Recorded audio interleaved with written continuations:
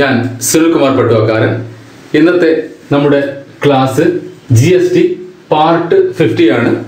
Filing GSTR 9. നമുക്കറിയാം monthly return എന്ന് പറയുന്നത് GSTR 1ഉം GSTR 3Bയുമാണ്. അത് എല്ലാ ടാക്സ് പേയേഴ്സും എല്ലാ മാസവും ചെയ്യുന്ന റിട്ടേണുകളാണ്. എന്നാൽ ആനുവൽ റിട്ടേൺ എന്ന് പറയുന്നത് GSTR 9 എന്ന് പറയുന്നത് വർഷത്തിൽ ഒരിക്കൽ മാത്രം ചെയ്യുന്ന റിട്ടേൺ ആണ്. അതായത് ആ വർഷത്തിൽ ഒരിക്കൽ മാത്രം ചെയ്യുന്ന റിട്ടേൺ എന്നതിലുപരി ഈ ആനുവൽ റിട്ടേണിന് ഒരുപാട് പ്രാധാന്യവുമുണ്ട്. പ്രാധാന്യം എന്താണെന്ന് വെച്ച് കഴിഞ്ഞാൽ, ഒരിക്കൽ ഇത് ചെയ്തു കഴിഞ്ഞാൽ റിവൈസ് ചെയ്യാനുള്ള ഒരു ഫെസിലിറ്റി ഇല്ല. നിങ്ങൾക്ക് റിവൈസ്ഡ് റിട്ടേൺ കൊടുക്കാൻ പറ്റില്ല. അതായത് എന്താണോ നിങ്ങൾ ഫയൽ ചെയ്തത് അത് തന്നെയാണ് ഫൈനല്. അതിനെ ബേസ് ചെയ്തിട്ടാണ് നിങ്ങൾക്ക് GST ഡിപ്പാർട്ട്മെന്റിൽ നിന്ന് ലെറ്ററും ക്ലാരിഫിക്കേഷൻ ലെറ്ററും നോട്ടീസും ഒക്കെ വരാനുള്ള ചാൻസസ്. അപ്പോൾ ഏറ്റവും വളരെ ഭംഗിയായിട്ട് ആക്യുറേറ്റ് ആയിട്ട് ചെയ്യേണ്ട ഒരു റിട്ടേൺ ആണ് ഇത്. പിന്നെയുള്ള പ്രാധാന്യം എന്ന് പറഞ്ഞു കഴിഞ്ഞാൽ, നിങ്ങൾക്ക് എന്തെങ്കിലും മന്ത്ലി റിട്ടേണുകളിൽ തെറ്റുപറ്റിയിട്ടുണ്ടെങ്കിൽ അത് തിരുത്താനുള്ള അവസാന ചാൻസ്, ലാസ്റ്റ് ചാൻസ് ആണ് ഈ ആനുവൽ റിട്ടേൺ എന്ന് പറയുന്നത്. എന്തെങ്കിലും തെറ്റുപറ്റിയിട്ടുണ്ടെങ്കിൽ ഈ റിട്ടേണിൽ തിരുത്താം. തെറ്റുപറ്റിയിട്ടുണ്ടെങ്കിൽ എന്ന് പറഞ്ഞു കഴിഞ്ഞാൽ, നിങ്ങൾക്ക് അഡീഷണൽ ലയബിലിറ്റി വരുന്ന ഒരു സന്ദർഭമാണെങ്കിൽ, നിങ്ങളുടെ ഔട്ട്വേർഡ് ടാക്സബിൾ സപ്ലൈയുമായി ബന്ധപ്പെട്ടിട്ട് കാണിക്കാൻ വിട്ടുപോയി, അങ്ങനെ എന്തെങ്കിലും ആണെങ്കിൽ അത് നിങ്ങൾക്ക് എന്ത് ചെയ്യാം, നിങ്ങൾക്ക് ഈ ആനുവൽ റിട്ടേണിൽ കാണിക്കാം. അതുമായി ബന്ധപ്പെടുത്തിയിട്ടുള്ള ടാക്സ് ലയബിലിറ്റി DRC 03 പേ ചെയ്ത് സെറ്റ് ഓഫ് ചെയ്യാം. ക്ലിയർ? അതായത് നിങ്ങളുടെ മന്ത്ലി റിട്ടേണിൽ എന്തെങ്കിലും നിങ്ങളുടെ ടാക്സ് ലയബിലിറ്റിയുമായി ബന്ധപ്പെടുത്തിയ എന്തെങ്കിലും വിവരം കാണിക്കാൻ വിട്ടുപോയാൽ, ഒരു ബില്ല് കാണിക്കാൻ വിട്ടുപോയാൽ, അതൊക്കെ നിങ്ങൾക്ക് എന്ത് ചെയ്യാം, ഈ ആനുവൽ റിട്ടേണിലൂടെ കാണിച്ചുകൊണ്ട് ആ അധിക ടാക്സ് ബാധ്യത DRC 03 അടച്ച് ആ സാമ്പത്തിക വർഷത്തെ എല്ലാ ടാക്സ് ലയബിലിറ്റിയും അടച്ച് ക്ലിയർ ചെയ്തു എന്ന് ഉറപ്പുവരുത്താം. അതേസമയം ഇൻപുട്ട് എടുക്കാൻ വിട്ടുപോയതാണെങ്കിൽ നിങ്ങൾക്ക് എന്ത് ചെയ്യാൻ പറ്റില്ല, ഈ ആനുവൽ റിട്ടേണിലൂടെ അത് ക്ലെയിം ചെയ്യാൻ ഉള്ള ഒരു ചാൻസസ് ഇല്ല. ക്ലിയർ? ബാധ്യതയാണെങ്കിൽ അടച്ചു തീർക്കാം, അതേസമയം ഇൻപുട്ട് ക്ലെയിം ചെയ്യാനുണ്ടെങ്കിൽ നിങ്ങൾക്ക് എടുക്കാൻ പറ്റില്ല. അതാണ് ഒരു വളരെ പ്രധാനപ്പെട്ട കാര്യം. അതുകൊണ്ട് തന്നെ ഈ ആനുവൽ റിട്ടേൺ വളരെ പ്രധാനപ്പെട്ട ഒരു കാര്യമായി മാറുന്നു. ആനുവൽ റിട്ടേൺ എന്ന് പറയുമ്പോൾ അതിൽ തന്നെ 2 സ്റ്റേറ്റ്മെന്റുകൾ വരുന്നുണ്ട്. ആനുവൽ റിട്ടേൺ എന്ന GSTR 9ഉം റീകൺസിലേഷൻ സ്റ്റേറ്റ്മെന്റ് എന്ന GSTR 9Cയും, ഇങ്ങനെ 2 സ്റ്റേറ്റ്മെന്റ്. അപ്പോൾ നമുക്ക് നോക്കാം ആരൊക്കെയാണ് ഈ ആനുവൽ റിട്ടേണിൽ GSTR 9 ഫയൽ ചെയ്യേണ്ടത്, 9C ഫയൽ ചെയ്യേണ്ടത് എന്നൊക്കെ. സ്മാർട്ട് ഫൈനാൻസ് മാനേജർ എന്ന ചാനൽ ഇതുവരെ സബ്സ്ക്രൈബ് ചെയ്യാത്തവർ മറക്കാതെ സബ്സ്ക്രൈബ് ചെയ്യുക. നിങ്ങൾക്ക് പ്രധാനപ്പെട്ട എല്ലാ വീഡിയോസിന്റെ നോട്ടിഫിക്കേഷൻ മുടങ്ങാതെ ലഭിക്കുന്നതായിരിക്കും. നോക്കുക, ഫയലിംഗ് GSTR 9 ഫൈനാൻഷ്യൽ ഇയർ 2019-20. 2019-20യുടെ ഡ്യൂ ഡേറ്റ് ഇപ്പോഴും പറഞ്ഞിരിക്കുന്ന ടൈം എന്ന് പറയുന്നത് 28 ഫെബ്രുവരി 2021 ആണ്. അതായത് ഈ വർഷം ഫെബ്രുവരി 28 ആണ് ലാസ്റ്റ് ഡേറ്റ് പറഞ്ഞിരിക്കുന്നത്. ഏത് വർഷം, ഏത് ഫിനാൻഷ്യൽ ഇയർ 2019-20ന്റെ ആനുവൽ റിട്ടേൺ ഫയൽ ചെയ്യാനുള്ള ഡ്യൂ ഡേറ്റ് പറഞ്ഞിരിക്കുന്നത് 28 ഫെബ്രുവരി ആണ്. ഇനി ആരൊക്കെയാണ് അതിന്റെ ടേൺ ഓവർ ലിമിറ്റ് നോക്കുക. ഒരു ചാർട്ട് തന്നെ ഇവിടെ കൊടുത്തിട്ടുണ്ട്. Summary of turnover limit. Turnover ഇവിടെ കൊടുത്തിരിക്കുന്നുണ്ട്. GSTR 9 9C. Turnover up to 2 crore ഉള്ളവർ GSTR 9 ചെയ്യേണ്ടത് ഓപ്ഷണലാണ്. GSTR 9C നോട്ട് ആപ്ലിക്കബിൾ ആണ്. More than 2 crore up to 5 crore GSTR 9 ചെയ്യണം, ആപ്ലിക്കബിൾ ആണ്, മാൻഡേറ്ററി ആണ്. അതേസമയം 9C നോട്ട് ആപ്ലിക്കബിൾ ആണ്. ഇനി more than 5 crore GSTR 9 applicable ആണ്, മാൻഡേറ്ററി ആണ്. GSTR 9Cയും ആപ്ലിക്കബിൾ ആണ്, ദാറ്റ് ഈസ് മാൻഡേറ്ററി ആണ്. അപ്പൊ മനസ്സിലാക്കുക, മോർ ദാൻ 5 crore 5 കോടിക്ക് മുകളിൽ വരുന്നവർ നിർബന്ധമായും ഏതൊക്കെ ഫയൽ ചെയ്തിരിക്കണം, GSTR 9ഉം ഫയൽ ചെയ്യണം, GSTR 9Cയും ഫയൽ ചെയ്യണം. 5 കോടിക്ക് മുകളിൽ വരുന്നവർ നിർബന്ധമായും GSTR 9ഉം 9Cയും ഫയൽ ചെയ്തിരിക്കണം.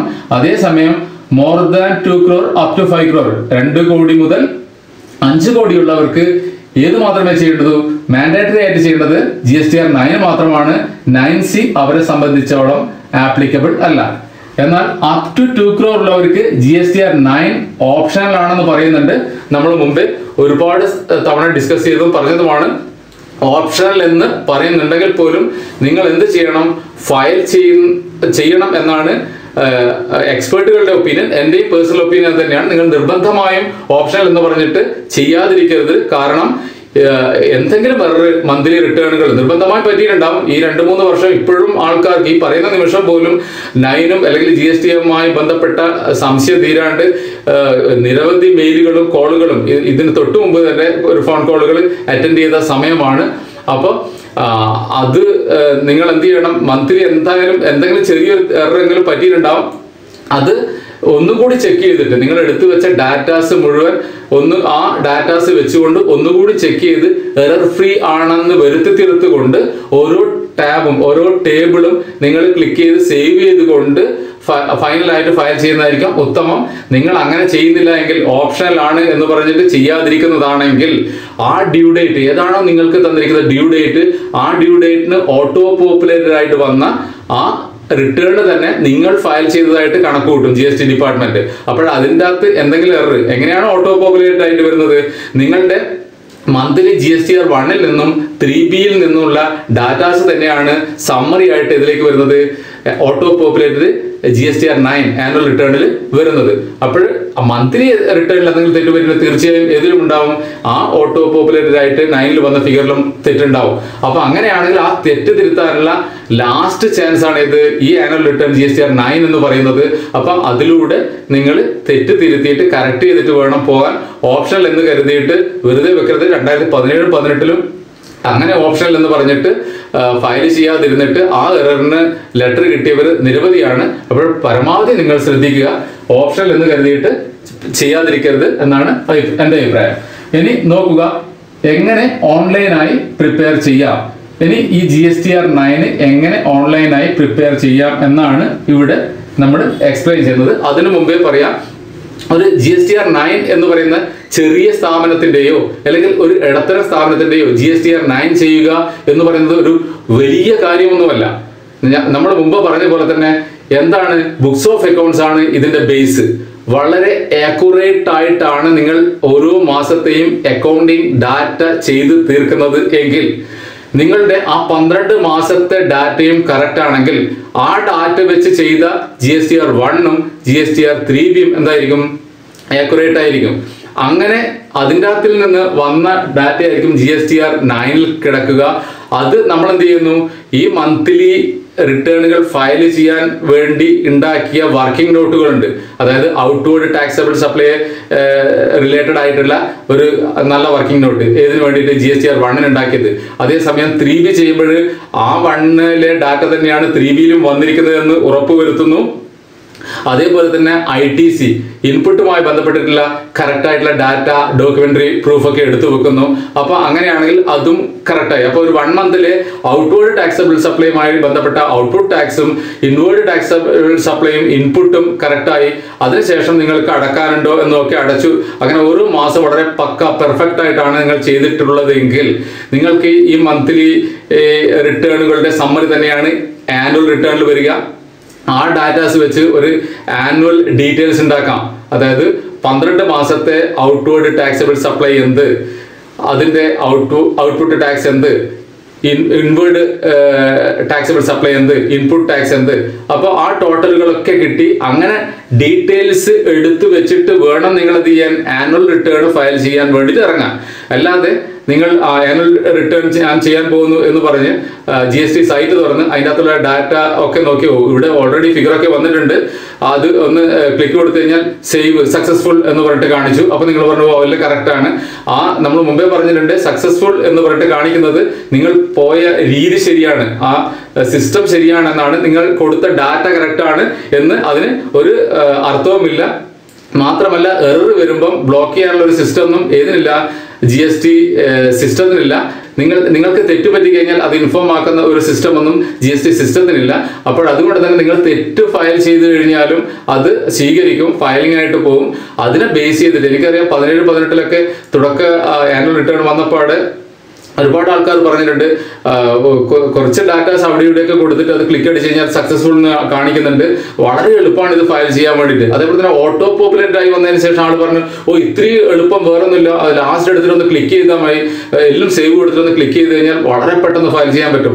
ഞാൻ പറയാം അത് നിങ്ങളുടെ ഈ പറഞ്ഞ പോലെ എല്ലാ മന്ത്ലി ഡാറ്റയും പെർഫെക്റ്റ് ആണ്, ആക്യുറേറ്റ് ആണെങ്കിൽ നിങ്ങൾ പറഞ്ഞത് കറക്റ്റ് ആണ്, വളരെ സിമ്പിൾ ആണ്. ഓരോന്നും എടുത്തിട്ട് ചെക്ക് ചെയ്തിട്ട് സേവ് കൊടുത്തിട്ട് അങ്ങ് ഫയൽ ചെയ്യേ വേണ്ടു. അതേസമയം അങ്ങനെ അല്ല എങ്കിൽ വളരെയധികം ശ്രദ്ധിക്കണം. കാരണം ഇത് ഏറ്റവും ടഫായി തീരുന്നത് നിങ്ങൾ എന്താണ് ഇത് ആനുവൽ റിട്ടേൺ എന്ന് പറയുന്നത് വേറെ തന്നെ എന്തോ ഒരു സംഭവമായിട്ട് കരുതുന്നത് കൊണ്ടാണ്. ഇത് വേറെ തന്നെ ഒരു സംഭവമല്ല. അത് ആനുവൽ റിട്ടേൺ എന്ന് പറഞ്ഞിട്ട് വേറെ തന്നെ ഒരു ഡാറ്റ എടുത്ത് പോയിട്ട് ഫയൽ ചെയ്യേണ്ട ഒരു കാര്യമല്ല. എന്താണ് നിങ്ങൾ മന്ത്ലി കൊടുക്കുന്ന ഡാറ്റ, അതിന്റെ സമ്മറി 12 മാസത്തെ സമ്മറി തന്നെയാണ് ആനുവൽ റിട്ടേൺ എന്ന് പറയുന്നത്. അപ്പൊ നിങ്ങളുടെ മന്ത്ലി ഡാറ്റ കറക്റ്റ് ആണ്, അതിന്റെ സപ്പോർട്ടിംഗ് ഡോക്യുമെന്റ് കറക്റ്റ് ആണ്, അതിന്റെ ഇ-വേ ബില്ലുകൾ അങ്ങനെ എല്ലാ ഡാറ്റാസും ബാക്ക് സപ്പോർട്ടുകളൊക്കെ കറക്റ്റ് ആണ് എങ്കിൽ നിങ്ങൾ കൊടുക്കുന്ന നിങ്ങൾക്ക് ഓട്ടോ പോപ്പുലേറ്റ് ആയിട്ട് വന്നിട്ടുള്ള ആനുവൽ റിട്ടേണിലെ ഡാറ്റയും കറക്റ്റ് ആയിരിക്കും. അത് തന്നെയാണ് നിങ്ങൾ ഒന്ന് വെരിഫൈ ചെയ്തിട്ട് ക്ലിക്ക് ചെയ്തിട്ട് ഫയൽ ചെയ്യേണ്ടത്.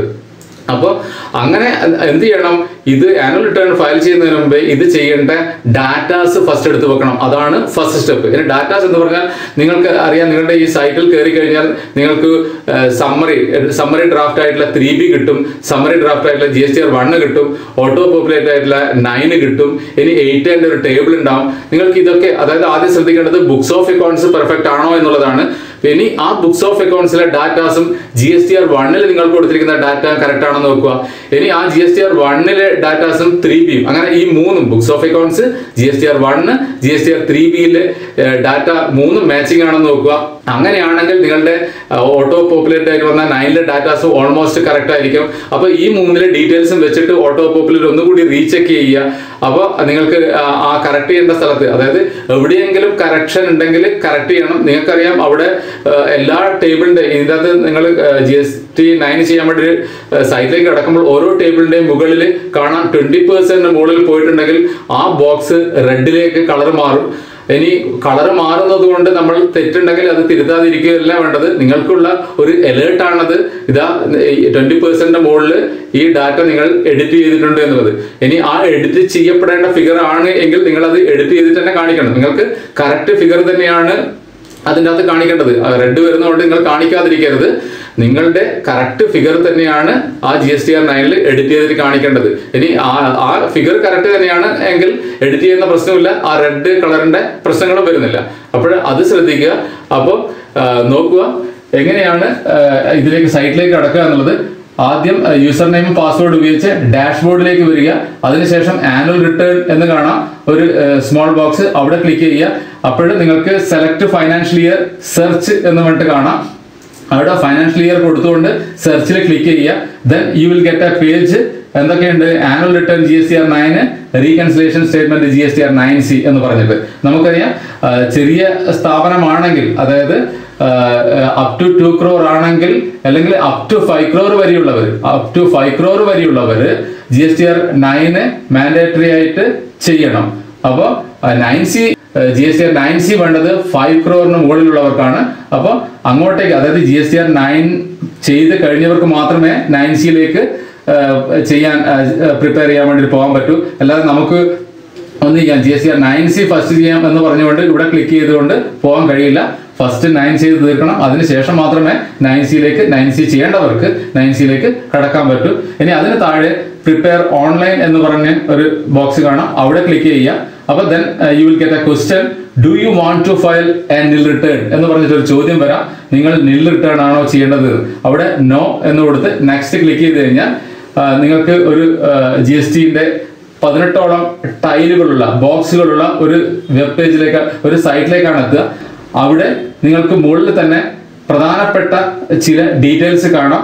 സമ്മറി ഓഫ് GSTR 1 നമ്മൾ നേരത്തെ പറഞ്ഞ തന്നെ summary of GSTR 3B, system computed GSTR 9, table 8 ഇങ്ങനെ 4 ബോക്സുകൾ കാണാം. നിങ്ങൾ ഇത് 4ഉം പ്രിന്റ് ഔട്ട് എടുക്കണം. സമ്മറി ഓഫ് GSTR 1 എടുക്കണം, സമ്മറി ഓഫ് GSTR 3B എടുക്കണം, സിസ്റ്റം കമ്പ്യൂട്ടഡ് GSTR 9, ടേബിൾ 8 ഇതൊക്കെ മാച്ചിങ് ആണോ എന്ന് നോക്കണം. ആദ്യം നമ്മൾ പറഞ്ഞു ബുക്സ് ഓഫ് അക്കൗണ്ട്സും GSTR 1, 3B 3 മാച്ചിങ് ആണോ എന്ന് ചെക്ക് ചെയ്ത് നോക്കി. ഇനി അതിലെ ഡാറ്റാസ് വെച്ചിട്ട് സിസ്റ്റം കമ്പ്യൂട്ടറുടെ GSTR 9 അത് തന്നെയല്ലേ വന്നിരിക്കുന്നത് എന്ന് നോക്കാം. അതുപോലെ തന്നെ ടേബിൾ 8 എന്ന് പറയുമ്പോൾ നമ്മൾ ഇപ്പം തന്നെ പറയാം GSTR 9 GSTR ആനുവൽ റിട്ടേണിലെ ഏറ്റവും പ്രധാനപ്പെട്ട ടേബിൾ ഏതാണെന്ന് ചോദിച്ചാൽ എല്ലാം പ്രധാനപ്പെട്ട തന്നെ, എന്തെങ്കിലും ഏറ്റവും പ്രധാനപ്പെട്ട ടേബിൾ എന്ന് ചോദിച്ചു കഴിഞ്ഞാൽ ടേബിൾ 8 ആണ്. 8നെ ബന്ധപ്പെടുത്തിയിട്ടാണ് സംബന്ധിച്ചെടുത്താണ് GST ഡിപ്പാർട്ട്മെന്റിൽ നിന്ന് ഒരുപാട് നോട്ടീസുകൾ ടാക്സ് പേയേഴ്സിന് ലഭിക്കാറുള്ളത്. അപ്പോൾ ഏറ്റവും കൂടുതൽ ശ്രദ്ധിക്കേണ്ടത് ചെയ്തു കഴിഞ്ഞാൽ ഏറ്റവും കൂടുതൽ ശ്രദ്ധിക്കേണ്ട ഒരു ടേബിളാണ് ടേബിൾ 8 എന്ന് പറയുന്നത്. അതിനെ ഒരു ലഘൂകരിക്കാൻ വേണ്ടിയിട്ടാണ്, അതിലെ ടെൻഷൻ അല്ലെങ്കിൽ പ്രോബ്ലം തീർക്കാൻ വേണ്ടിയിട്ടാണ് ടേബിൾ 8 എന്ന് പറഞ്ഞിട്ട് ഒരു സമ്മറി കൊടുത്തിരിക്കുന്നത്. ഇത് ക്ലിക്ക് ചെയ്ത് കഴിഞ്ഞാൽ ടേബിൾ 8A ഓട്ടോ പോപ്പുലേറ്റഡ് ആയി വന്ന ഫിഗറിന്റെ പാർട്ടി വൈസ് ബ്രേക്കപ്പ് ആണ് ടേബിൾ 8 എന്ന് പറയുന്നത്. ചിലപ്പോഴും അതിൽ വന്ന ഫിഗറും ടേബിൾ 8 വന്ന ഫിഗറും ഇതിൽ കാണുന്ന ഫിഗറും തമ്മിൽ ചേഞ്ചസ് ഉണ്ടാവും. കാരണം ഈ ടേബിൾ 8 ഒരു കട്ട് ഓഫ് ഡേറ്റ് ഉണ്ട്. അപ്പൊ ആ ഡേറ്റ് വരെ വന്ന ഫിഗർ മാത്രമായിരിക്കും അവിടെ ഉണ്ടാവുക. അതുകൊണ്ട് തന്നെ ചെറിയ ചിലപ്പോൾ ചേഞ്ചസ് അത് തമ്മിൽ കണ്ടേക്കാം. എന്തെങ്കിലും നിങ്ങൾക്ക് ഇത് യൂസ്ഫുൾ ആയിരിക്കും ഒന്ന് റീകൺസിഡർ ചെയ്യുന്ന സമയത്ത്. ഓക്കെ, അങ്ങനെ ഈ 4 സ്റ്റേറ്റ്മെന്റും ഡൗൺലോഡ് ചെയ്യുക. അത് കമ്പയർ ചെയ്തിട്ട് എററില്ല എന്ന് നിങ്ങൾ ഉറപ്പുവരുത്തേണ്ടതാണ്. അതേപോലെ തന്നെ വളരെ ഇമ്പോർട്ടന്റ് ആയിട്ടുള്ളതാണ്, നിങ്ങൾക്ക് സർവീസസ് എന്ന് പറയുന്ന സ്ഥലത്ത് പോയി കഴിഞ്ഞാൽ tax liabilities and ITC comparison എന്ന് പറഞ്ഞിട്ട് ഒരു ഫൈനാൻഷ്യൽ ഇയറിൽ ഈ 19-20 മുഴുവൻ ഡാറ്റാസ് അവിടെ കിട്ടും. നിങ്ങൾക്ക് അത് വെച്ചുകൊണ്ട് GSTR 3B-ലെയും 1-ലെയും ഔട്ട്വേർഡ് ടാക്സബിൾ സപ്ലൈ സെയിം അല്ലേ എന്ന് ഉറപ്പുവരുത്താം. അതുപോലെ തന്നെ ITC-യുമായി ബന്ധപ്പെടുത്തിയിട്ട് 3B-യിൽ എത്ര ക്ലെയിം ചെയ്തു, 2A എത്ര വന്നു എന്ന് പറഞ്ഞിട്ട് ഒരു കമ്പാരിസൺ ചാർട്ട് ഉണ്ട്. അതും കറക്റ്റ് അല്ലേ എന്ന് ഉറപ്പുവരുത്താം. അവിടെയും പ്രിന്റ് എടുത്തതിന് ശേഷം ഒരുപാട് അക്കൗണ്ടന്റ്മാർ പറഞ്ഞിട്ടുണ്ട് അവിടെ 3B എന്ന് പറഞ്ഞ കോളത്തിൽ വരുന്ന ടോട്ടല് റിവേഴ്സ് ചെയ്ത് നിങ്ങൾ ആക്ച്വൽ നിങ്ങളെ 3B-യിൽ റിവേഴ്സൽ ഉണ്ടെങ്കിൽ ആ റിവേഴ്സൽ കഴിഞ്ഞിട്ട് നെറ്റ് ITC അവൈലബിൾ എന്നിട്ട് ഒരു എമൗണ്ട് ഉണ്ടാവും. ആ എമൗണ്ട് ആണ് നിങ്ങൾ ആക്ച്വൽ അവൈൽ ചെയ്തത്. അതായത് ഗ്രോസ് ടോട്ടൽ ഉണ്ട്, അതിൻ്റെ അകത്ത് കുറെ എമൗണ്ട് റിവേഴ്സ് ചെയ്തിട്ടുണ്ട്. ആ റിവേഴ്സ് കഴിഞ്ഞിട്ടുള്ള എമൗണ്ട് നെറ്റ് എമൗണ്ട് ആണ് നിങ്ങൾ അവൈൽ ചെയ്തിരിക്കുന്നത്. പക്ഷെ ഇവിടെ ഈ കമ്പാരിസൺ സ്റ്റേറ്റ്മെന്റിൽ 3B എന്ന് പറയുന്ന കോളത്തിൽ കാണിച്ചിരിക്കുന്നത് ഈ റിവേഴ്സ് ചെയ്യാത്ത ഫിഗർ ആണ് എന്നും അക്കൗണ്ടന്റ്മാർ പറഞ്ഞു കേട്ടിട്ടുണ്ട്. അത് നോക്കണം ഇത് കമ്പയർ ചെയ്യുന്ന സമയത്ത്. അങ്ങനെ ആണെങ്കിൽ ടെൻഷൻ അടിക്കേണ്ട. വലിയൊരു ഡിഫറൻസ് ഒക്കെ കാണിക്കുന്നുണ്ടെങ്കിൽ ആ റിവേഴ്സലിന്റെ ഡിഫറൻസ് ആണ് എങ്കിൽ നിങ്ങൾ വലിയ രീതിയിൽ ടെൻഷൻ അടിക്കേണ്ട. ചിലപ്പോൾ വലിയ സ്ഥാപനങ്ങളൊക്കെ ആണെങ്കിൽ 1 കോടി 2 കോടിയൊക്കെ ഡിഫറൻസ് കാണിക്കുമ്പോൾ ഇതെങ്ങനെ വന്നു, ചിലപ്പോൾ അത്രയും എമൗണ്ട് ഇപ്പം 5-6 കോടി ITC ഉള്ളവർക്ക് ചിലപ്പോൾ അതിൻ്റെ അകത്ത് 50 ലക്ഷമോ 1 കോടിയൊക്കെ റിവേഴ്സ് ചെയ്തിട്ടുണ്ടാവും. പല എടുത്തു പോയിട്ട് അത് പിന്നെ തെറ്റാണെന്ന് കണ്ടിട്ട് റിവേഴ്സ് ചെയ്ത ഫിഗർ ഉണ്ടാവും. അപ്പം അത്രയും ഫിഗർ ഈ കമ്പാരിസൺ സ്റ്റേറ്റ്മെന്റിൽ റിവേഴ്സ് ആയിട്ട് കാണിക്കുന്നില്ല എങ്കിൽ ആ 2A-യും 3B-യും തമ്മിലുള്ള ഡിഫറൻസ് അത്രയും കാണിക്കും. ആക്ച്വലി നിങ്ങൾ അത്ര ക്ലെയിം ചെയ്തിട്ടില്ല, എന്ത് ചെയ്തിട്ടുണ്ട്, റിവേഴ്സ് ചെയ്തിട്ടുണ്ട്. അപ്പൊ ആ ഡിഫറൻസ് നിങ്ങളെ ബാധിക്കുന്നതല്ല. അപ്പൊ അത്തരം കാര്യങ്ങൾ നോക്കണം. അല്ലാണ്ട് വെറുതെ ഇതിൻ്റെ അകത്ത് ഇത്ര ഫിഗർ ഉണ്ടല്ലോ എന്നൊരു ടെൻഷൻ അടിക്കേണ്ട കാര്യമില്ല എന്ന് പറയാം. അപ്പൊ ഇത്തരം കാര്യങ്ങൾ നിങ്ങൾ 9-ലേക്ക് ചെയ്യാൻ ആനുവൽ റിട്ടേൺ ചെയ്യുന്ന സ്റ്റെപ്പിലേക്ക് കടക്കുന്നതിന് മുമ്പേ ബാക്ക് വർക്കായിട്ട് ഇത്രയും കാര്യങ്ങൾ ചെയ്യാനുണ്ട്. അതായത് അതിനുള്ള ഒരു ഡാറ്റാസ്, പക്ക ആയിട്ടുള്ള ഡാറ്റാസ് നിങ്ങൾക്കറിയാം. മന്ത്ലി എത്ര സെയിൽസ് അല്ലെങ്കിൽ ഔട്ട്വേർഡ് ടാക്സബിൾ സപ്ലൈ നിങ്ങൾക്ക് എത്രയുണ്ടെന്ന് നിങ്ങൾക്കറിയാം. കാരണം ബില്ല് ഇഷ്യൂ ചെയ്യുന്നത് നിങ്ങളാണ്. അതിന് മുകളിൽ എത്ര ടാക്സ് ലയബിലിറ്റി ഓരോ മാസവും വന്നിട്ടുണ്ടെന്ന് അറിയാം. അങ്ങനെയാണെങ്കിൽ ആനുവലി എത്ര ടാക്സ് ലയബിലിറ്റി ഉണ്ട് നിങ്ങൾക്കറിയാം. അതിൻ്റെ അകത്ത് എന്തെങ്കിലും ഡെബിറ്റ് നോട്ടോ ക്രെഡിറ്റ് നോട്ടോ അതുമായി സംബന്ധിച്ച് നിങ്ങൾ ഇഷ്യൂ ചെയ്തിട്ടുണ്ടെങ്കിൽ, ഡെബിറ്റ് നോട്ടോ ക്രെഡിറ്റ് നോട്ടോ നിങ്ങൾ സെയിലുമായി ബന്ധപ്പെടുത്തി ഇഷ്യൂ ചെയ്തിട്ടുണ്ടെങ്കിൽ, അതൊന്നുകൂടി പറയാൻ കാരണം GST-യിൽ സപ്ലയർ ആണ് ഡെബിറ്റ് നോട്ടും ക്രെഡിറ്റ് നോട്ടും ഇഷ്യൂ ചെയ്യേണ്ടത്. അപ്പോൾ അങ്ങനെ എന്തെങ്കിലും നിങ്ങൾ ഇഷ്യൂ ചെയ്തിട്ടുണ്ടെങ്കിൽ അത് നിങ്ങളുടെ ഔട്ട്വേർഡ് ടാക്സബിൾ സപ്ലൈയെ ബാധിക്കും. അങ്ങനെയുള്ള ആ ചേഞ്ചസ് ഒക്കെ വരുത്തിയതിനു ശേഷം ഫൈനൽ 12 മന്ത് കഴിയുമ്പോൾ എത്രയാണ് നിങ്ങൾക്ക് ഔട്ട്വേർഡ് ടാക്സബിൾ സപ്ലൈ വരുന്നത്, അതിന്മേലുള്ള ഔട്ട്പുട്ട് ടാക്സ് ലയബിലിറ്റി എത്ര എന്നൊക്കെ നിങ്ങൾക്ക് കറക്റ്റ് മനസ്സിലാക്കാൻ പറ്റും. അങ്ങനെ അത് കണ്ടെത്തി അതിനുള്ള ഒരു പക്ക ആയിട്ടുള്ള ബാക്ക് വർക്ക് ഡീറ്റെയിൽസ് എടുത്തു വെക്കണം. അതുപോലെ തന്നെ ITC ക്ലെയിമിങ് നിങ്ങൾക്കറിയാം. പർച്ചേസുമായി ബന്ധപ്പെടുത്തിയിട്ട് നിങ്ങൾക്ക് എത്ര ITC എടുക്കാൻ പറ്റും. ഇനി അതല്ല എക്സ്പെൻസുമായി ബന്ധപ്പെടുത്തിയിട്ട് എത്ര ITC നിങ്ങൾക്ക് ക്ലെയിം ചെയ്യാൻ പറ്റും. അപ്പൊ അതിനൊക്കെ ഉള്ള പ്രൂഫായിട്ട് ചെക്ക് ചെയ്ത് നോക്കുക.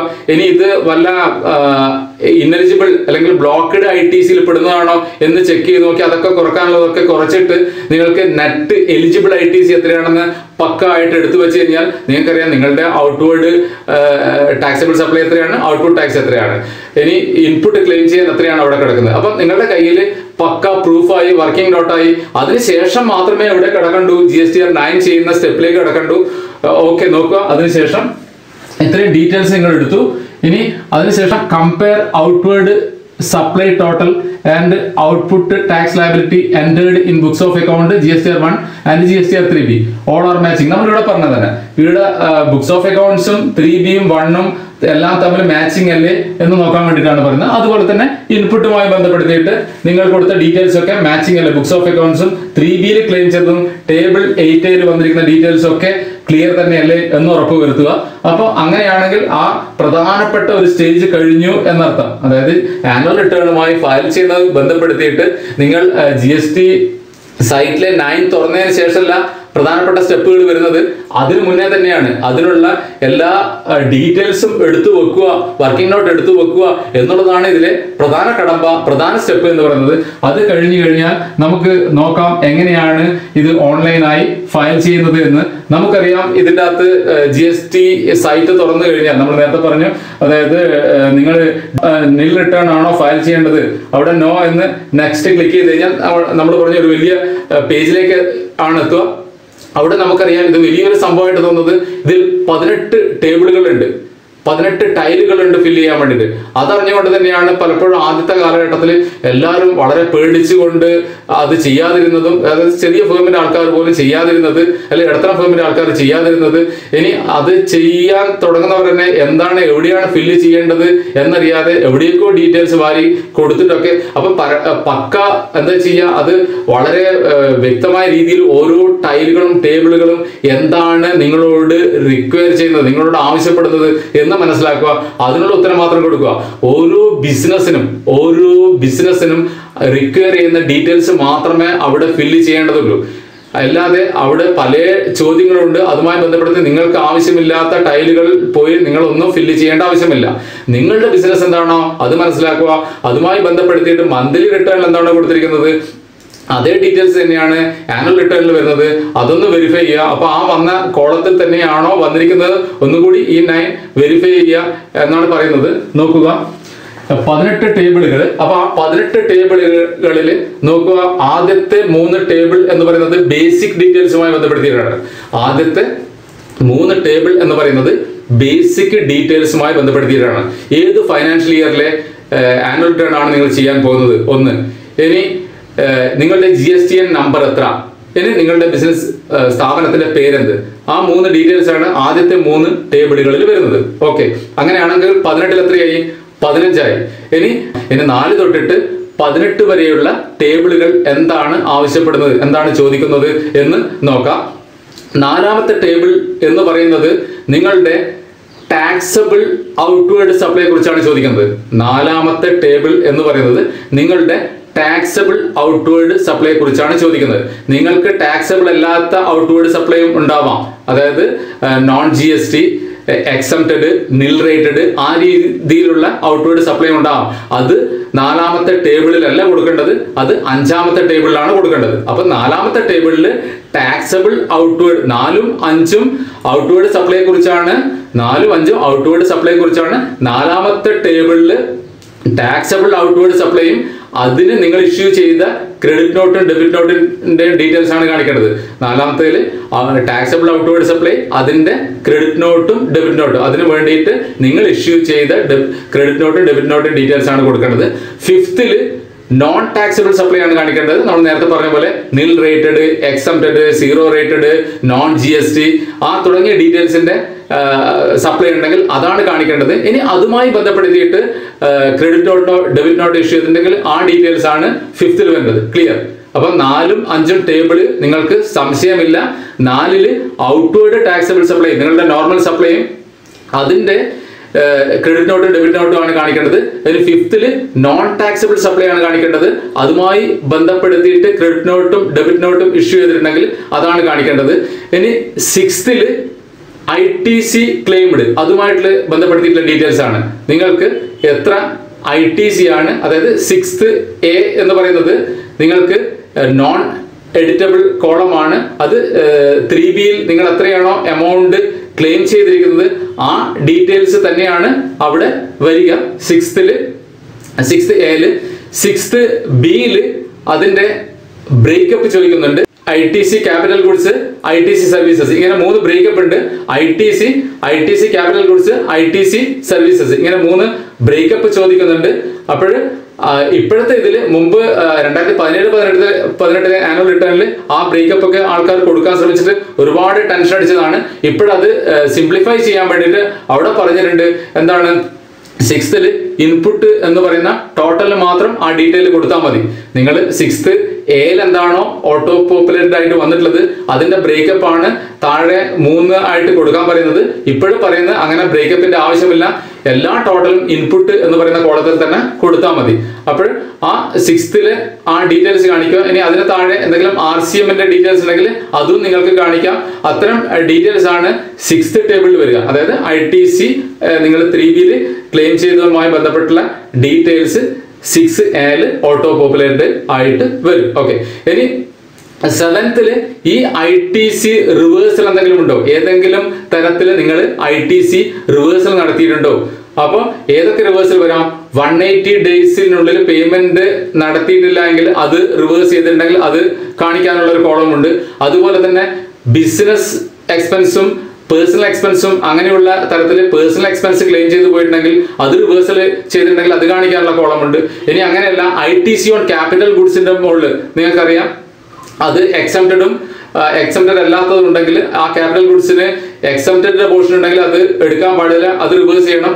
അങ്ങനെ ഏതെങ്കിലും ക്ലെയിം ചെയ്ത് പോയിട്ടുണ്ടെങ്കിൽ അത് റിവേഴ്സിനുള്ള കോളം ഉണ്ട്.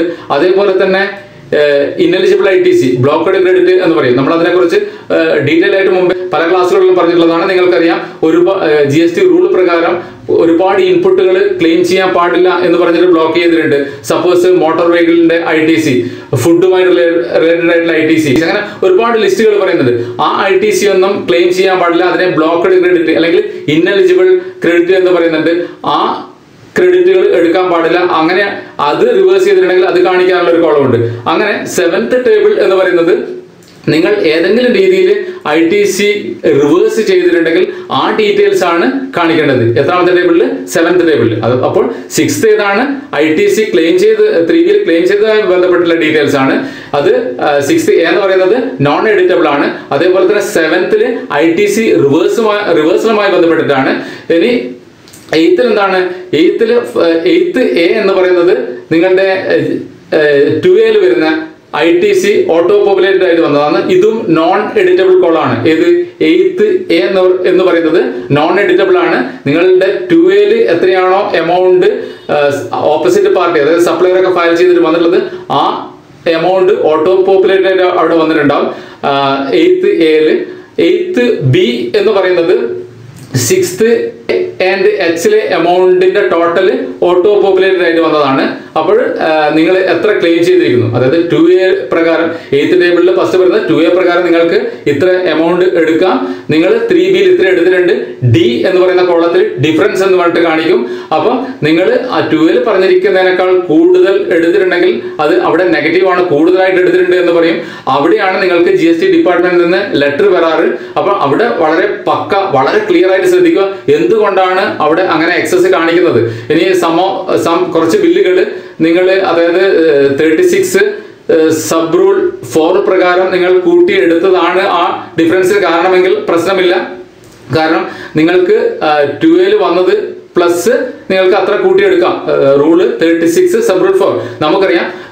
ഫിനാൻഷ്യൽ ഇയർ 2019-20 3 കാറ്റഗറിയിലൂടെ നിങ്ങൾ കടന്നു പോകുന്നുണ്ട്. 3 കാറ്റഗറിയിലൂടെ നിങ്ങൾ കടന്നു പോകുന്നുണ്ട് ITCയുമായി ബന്ധപ്പെടുത്തിയിട്ട്. ഏതൊക്കെയാണ്? സ്റ്റാർട്ടിങ് തൊട്ടിട്ട് October 9th വരെ എന്താണ് നിങ്ങൾക്ക് പ്രൊവിഷണൽ ബേസിൽ ITC എടുക്കാനുള്ള ഒരു സമയമായിരുന്നു. നിങ്ങൾക്ക് എത്രയാണോ ITC വന്നിരുന്നത് അത് നിങ്ങൾ മുഴുവൻ ബുക്സ് പ്രകാരമുള്ളത് തന്നെ ക്ലെയിം ചെയ്തിട്ടുണ്ടായിരുന്നു. ഇനി ഒക്ടോബർ 9th തൊട്ടിട്ട് ഡിസംബർ 31st വരെ 20% ITC എടുക്കാൻ റൂൾ 36 സബ് റൂൾ 4 പ്രകാരം പറഞ്ഞിട്ടുണ്ടായിരുന്നു. എങ്ങനെയായിരുന്നു? Eligible ITC plus 20% of eligible ITC അങ്ങനെയായിരുന്നു ആ മാസങ്ങളിൽ ക്ലെയിം ചെയ്തത്, ഒക്ടോബർ ടു ഡിസംബർ. ഇനി ജനുവരി ടു മാർച്ച് എന്താണ് 10%ലേക്ക് എത്തിയിട്ടുണ്ട്. അപ്പോൾ ഇങ്ങനെയുള്ള ഒരു എമൗണ്ട് ഒക്കെ അങ്ങനെ എടുത്തവർ ഈ റൂൾ 36 സബ് റൂൾ 4 പ്രകാരം ITC ക്ലെയിം ചെയ്തവരുണ്ടെങ്കിൽ അത് പ്രകാരം എത്ര ടോട്ടലാണ് നമ്മൾക്ക് GST ഡിപ്പാർട്ട്മെന്റ് എലോ ചെയ്തിട്ട് എടുക്കാൻ പറ്റിയത്, അതിന്റെ ഒരു ഡാറ്റ ഒരു എക്സൽ ഷീറ്റ് ഉണ്ടാക്കി വെക്കണം. അപ്പൊ അത് പ്രകാരമുള്ള ടോട്ടലാണ് ഈ 8th കാണിക്കുന്നത്. അതിന്റെ ഡിഫറൻസ് ആണ് കാണിക്കുന്നതെങ്കിൽ, അതായത് 2A 3 ഉണ്ട്, 3B പ്രകാരം നിങ്ങൾ എത്ര എടുത്തു, അപ്പൊ ആ ഡിഫറൻസ് ആണെങ്കിൽ കുഴപ്പമില്ല. ലെറ്റർ വന്നു കഴിഞ്ഞാൽ നിങ്ങൾക്ക് എന്ത് ചെയ്യാം, ഒരു റിപ്ലൈ അവർക്ക് കൊടുക്കാൻ പറ്റും. അപ്പൊ ആ ആൻസറബിൾ ഡിഫറൻസ് തന്നെയാണോ അത് എന്ന് നോക്കുക. ഇനി അതിനുശേഷം അങ്ങനെയല്ല, കൂടുതൽ എടുത്തതല്ല, കുറവാണ് എടുത്തതെങ്കിലും അവിടെ ഒരു ഡിഫറൻസ് കാണിക്കും. നിങ്ങൾക്ക് 2A ഒരു എമൗണ്ട് ഉണ്ട്, അതിൽ കുറവാണ് നിങ്ങൾ ക്ലെയിം ചെയ്യുന്നതെങ്കിൽ അവിടെയും ഡിഫറൻസ് വരും. അങ്ങനെ കുറവ് ഡിഫറൻസ് വരുന്നതാണെങ്കിൽ ആ ഡിഫറൻസ്, അതായത് എടുത്തത് കുറഞ്ഞ ഡിഫറൻസ് വരുന്നുണ്ടെങ്കിൽ അതിന് താഴെ 2 കോളം ഉണ്ട്, അതിൽ എവിടെയെങ്കിലും കാണിക്കണം. അതായത് ഒന്ന് നിങ്ങൾക്ക് ക്ലെയിം ചെയ്യാൻ പറ്റുന്നതായിരുന്നു, നിങ്ങൾ ക്ലെയിം ചെയ്തില്ല. ഒന്ന് ക്ലെയിം ചെയ്യാൻ പറ്റുന്നതായിരുന്നു, ഇന്നെലിജിബിൾ ആയിരുന്നു. അങ്ങനെ ഏതെങ്കിലും 2 കോളത്തിൽ പെടുത്തണം. ഇനി 2ൽ പെടുത്തണമെങ്കിൽ 2ൽ പെടുത്തണം. അപ്പോഴതെന്ത് ചെയ്യും, ലാപ്സ് ആയ കോളത്തിലേക്ക് എൻഡിലേക്ക് ഓട്ടോമാറ്റിക്കായിട്ട് പോകും. അങ്ങനെയാണെങ്കിൽ ആ എമൗണ്ട് ലാപ്സ് ആയി പോയി നിർത്താം. അപ്പോൾ അങ്ങനെ ക്ലെയിം ചെയ്തത് കുറവാണെങ്കിൽ ആ 2 കോളത്തിൽ എവിടെയെങ്കിലും കാണിക്കണം. അതാണ് 8th ടേബിളുമായിട്ട് ബന്ധപ്പെടുത്തിയിട്ടുള്ളത്. ഇനി 9th ടേബിള് നിങ്ങൾ ഏതുമായി ബന്ധപ്പെടുത്തിയാണ്? ഔട്ട്വേർഡ് ടാക്സബിൾ സപ്ലൈയുമായി ബന്ധപ്പെട്ടിട്ടുള്ളതാണ് എന്ന് പറയാം. പക്ഷെ കറക്റ്റ് എന്താണ്, ഔട്ട്പുട്ട് ലയബിലിറ്റിയായി ബന്ധപ്പെടുത്തിയിട്ടാണ്. അതായത് ഒരു സെക്ഷനിൽ ഔട്ട്പുട്ട് ടാക്സ് ലയബിലിറ്റി എത്രയാണെന്ന് പറയും, 9th ഒരു സൈഡിൽ അത് എങ്ങനെയാണ് നിങ്ങൾ സെറ്റ് ഓഫ് ചെയ്തിരിക്കുന്നത്, അതിന് എത്ര ITC ഉപയോഗിച്ചു, എത്ര ക്യാഷ് ഉപയോഗിച്ചു എന്നാണ് അവിടെ കാണിക്കുന്നത്. ആ പോർഷൻ നോൺ എഡിറ്റബിൾ ആണ്. പക്ഷെ അതേസമയം 9th ടാക്സ് ലയബിലിറ്റിയുടെ പോർഷൻ എഡിറ്റബിൾ ആണ്. ആ ലയബിലിറ്റി, ഔട്ട്പുട്ട് ടാക്സിന്റെ ടാക്സ് ലയബിലിറ്റി കാണിക്കുന്ന ആ പോർഷൻ എഡിറ്റബിൾ ആണ്. നിങ്ങൾക്ക് എഡിറ്റ് ചെയ്യേണ്ടതാണെങ്കിൽ എഡിറ്റ് ചെയ്യാം. കാരണം 4ാമത്തെ കോളത്തിൽ ചേഞ്ചസ് ഉണ്ട് എങ്കിൽ, 4th ടേബിളിൽ ചേഞ്ച് ഉണ്ട് എങ്കിൽ സ്വാഭാവികമായിട്ട് എവിടെയും ചേഞ്ച് കാണിക്കേണ്ടി വരും. ഈ 9th കൂടി ചേഞ്ച് വരും. ഓർക്കുക, 4th ടേബിളിൽ നിങ്ങൾക്ക് വന്ന ഓട്ടോ പോപ്പുലേറ്റഡ് GSTR 9ൽ 4th ടേബിളിൽ എന്തെങ്കിലും ചേഞ്ചസ് വരുന്നുണ്ടെങ്കിൽ തീർച്ചയായും ആ ചേഞ്ച് എവിടെ വരും, 9th ടേബിളിൽ വരും. അപ്പോൾ ആ ടേബിള്, ആ ടാക്സ് ലയബിലിറ്റിയുടെ പോർഷൻ എഡിറ്റബിൾ ആണ്, നിങ്ങൾക്ക് എഡിറ്റ് ചെയ്യാം. അതേസമയം എങ്ങനെയാണ് സെറ്റ് ചെയ്തിരിക്കുന്നത് എന്നുള്ളത് 3Bയിൽ നിന്ന് ഓട്ടോ പോപ്പുലേറ്റഡ് ആയി വന്നിട്ടുള്ളതാണ്, അവിടെ നോൺ എഡിറ്റബിൾ ആണ്. അപ്പൊ അവിടെ നിങ്ങൾക്ക് എഡിറ്റ് ചെയ്യാൻ പറ്റില്ല. അപ്പം ഓർക്കുക, GSTR 9ലെ ഓൾമോസ്റ്റ് ടേബിള് എഡിറ്റബിൾ ആണ്, എക്സെപ്റ്റ് 6A 8A 9ന്റെ ഈ settlement portion. 6A non editable ആണ്, 8A നോൺ എഡിറ്റബിൾ ആണ്, 9ന്റെ സെറ്റിൽമെന്റ് പോർഷൻ നോൺ എഡിറ്റബിൾ ആണ്. ഇങ്ങനെ 3 ഏരിയ ആണ് നോൺ എഡിറ്റബിൾ ഉള്ളത്. അപ്പോൾ നിങ്ങൾക്ക് 9th ക്ലിയർ ആയി. ഇനിയുള്ളത് 10th ടേബിള്. 10th 11th ഏകദേശം ഒരേ കാര്യങ്ങൾ തന്നെയാണ് പറയുന്നത്. അതായത് എന്തെങ്കിലും അമെൻമെന്റ് ചെയ്തിട്ടുണ്ടെങ്കിൽ അത് ആ ഡീറ്റെയിൽസ് ആണ് ഇവിടെ വരിക. ഇനി ഒന്നുകൂടി ക്ലിയർ ആയിട്ട് പറയാം. 10th ടേബിളിൽ വരിക, എന്തെങ്കിലും അമെൻമെന്റ് നിങ്ങളുടെ സപ്ലൈ ഇൻക്രീസ് ചെയ്തിട്ടുണ്ടെങ്കിൽ എപ്പോഴും, അതായത് ഒരു സാമ്പത്തിക വർഷം ഏപ്രിൽ ടു മാർച്ച് അതിനുള്ളിൽ അമെൻമെന്റ് ചെയ്തിട്ടുണ്ടെങ്കിൽ എവിടെയായിരിക്കും വരിക? സ്വാഭാവികമായിട്ട് 4th ടേബിളിൽ തന്നെയായിരിക്കും വരിക. എന്നാൽ അതിനുശേഷം പുതിയ, അതായത് ഏപ്രിൽ ടു മാർച്ച് കഴിഞ്ഞ് അതിനുശേഷം വരുന്ന ഏപ്രിൽ ടു സെപ്റ്റംബറിൽ എന്തെങ്കിലും അമെൻമെന്റ് ചെയ്തിട്ടുണ്ടെങ്കിൽ അത് വരേണ്ടത് 10th കോളത്തിലാണ്. ക്ലിയർ? അതുപോലെ തന്നെ എന്തെങ്കിലും റെഡ്യൂസ് ചെയ്തിട്ടുണ്ടെങ്കിൽ അത് വരേണ്ടത് 11th 10th taxable supply increase ചെയ്തിട്ടുണ്ടെങ്കിൽ, അതേസമയം 11th ടാക്സബിൾ സപ്ലൈ റെഡ്യൂസ് ചെയ്തിട്ടുണ്ടെങ്കിൽ, അപ്പോൾ ടേബിൾ 10ഉം 11ഉം എന്താണെന്ന് മനസ്സിലായി.